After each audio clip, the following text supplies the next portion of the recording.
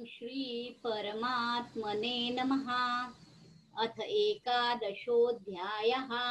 श्लोक क्रमांक 1। अर्जुन उवाच मदनुग्रहाय परमं मदनुग्रहाय परमं मदनुग्रहाय परमं गुह्यम् अध्यात्मसंनितं गुह्यम् अध्यात्मसंनितं गुह्यम् अध्यात्मसंनितं मदनुग्रहाय परमं गुह्यम् अध्यात्मसंज्ञितं मदनुग्रहाय परमं गुह्यम् अध्यात्मसंज्ञितं मदनुग्रहाय परमं गुह्यम् अध्यात्मसंज्ञितं यत्त्वयोक्तं वचस्तेन यत्तद्योक्तं वचस्तेवं यत्तद्योक्तं वचस्तेनं यत्तद्योक्तं यद्वचस्तेन मोहोऽयं विगतो मम मोहोऽयं विगतो मम मोहोऽयं विगतो मम यत्त्वयोक्तत्वचस्तेन मोहोऽयं विगतो मम यत्त्वयोक्तं वचस्तेन मोहोऽयं विगतो मम यत्त्वयोक्तं वचस्तेन मोहोऽयं विगतो मम मदनुग्रहाय परमं गुह्यम् अध्यात्मसंज्ञितं यत्त्वयोक्तं वचस्तेन मोहोऽयं विगतो मम मदनुग्रहाय परमं गुह्यम् अध्यात्मसंज्ञितं यत्त्वयोक्तं वचस्तेन मोहोऽयं विगतो मम मदनुग्रहाय परमं गुह्यम् अध्यात्मसंज्ञितं यत्त्वयोक्तं वचस्तेन मोहोऽयं विगतो मम। अर्जुन म्हणाला, आपण जी वचने सांगितली आहेत ती केवळ माझ्यावर कृपा करूनच सांगितली आहेत, स्वतःची विद्वत्ता दाखवण्यासाठी नाही। यात केवळ कृपेशिवाय दुसरा कोणताही हेतू नाही। संपूर्ण प्राण्यांच्या आदी मध्य आणि अंती मीच आहे। मीच संपूर्ण प्राण्यांचे बीज आहे। ऐश्वर्य, शोभा आणि बलाने युक्त प्रत्येक वस्तूला माझ्याच योगाच्या अंशाने उत्पन्न झाली आहे असं समज।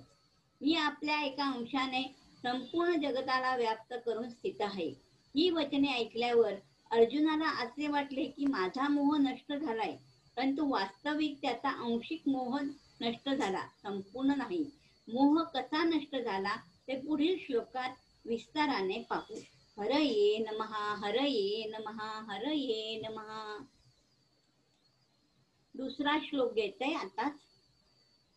भवाप्ययो हि भूतानां भवाप्ययो हि भूतानां भवाप्ययो हि भूतानां श्रुतो विस्तरशो मया श्रुतो विस्तरशो मया श्रुतो विस्तरशो मया भवाप्ययो हि भूतानां श्रुतो विस्तरशो मया भवाप्ययो हि भूतानां श्रुतो विस्तरशो मया भवाप्ययो हि भूतानां श्रुतो विस्तरशो मया तत्त्वकमलपत्राक्ष तत्त्वकमलपत्राक्ष तत्त्वकमलपत्राक्ष महात्म्यम् अपि चाव्ययम् महात्म्यम् अपि चाव्ययम् महात्म्यम् अपि चाव्ययम् तत्त्वकमलपत्राक्ष महात्मा अपि चाव्ययम् तत्त्वकमलपत्राक्ष महात्म्य अपि चावयम् तत्त्वकमलपत्राक्ष महात्म्य अपि चावयम् भवाप्ययो हि भूतानां श्रुतो विस्तरशो मया तत्त्वकमलपत्राक्ष महात्म्यम् अपि चावयम् भवाप्ययो हि भूतानां श्रुतो विस्तरशो मया तत्त्वकमलपत्राक्ष महात्म्य अपि चावयम्। या श्लोकात अर्जुन आपल्या दृष्टीने मोह नष्ट होण्याचे कारण सांगतोय। महात्म्य अपि चावयम् येथे अपि पदाचा अर्थ असा निघतो की अर्जुनाने भगवंताचे विनाशी महात्म्य ऐकले आहे आणि अविनाशी महात्म्यही ऐकले आहे। भवाप्यो हि भूतानां हे भगवंताचे विनाशी अर्थात परिवर्तनशील महात्म्य आहे। मनुष्याने भगवंताशी कोणत्याही प्रकाराने संबंध जोडला तर तो कल्याणच करेल। हे भगवंताचे अविनाशी अर्थात अपरिवर्तनीय महात्म्य आहे। म्हणजेच सत असत सर्व काही भगवंतच आहेत. सदसच्या अहम पुढील 2 श्लोकात अर्जुन विराट रूपाच्या दर्शनासाठी भगवंतास प्रार्थना करीत आहेत.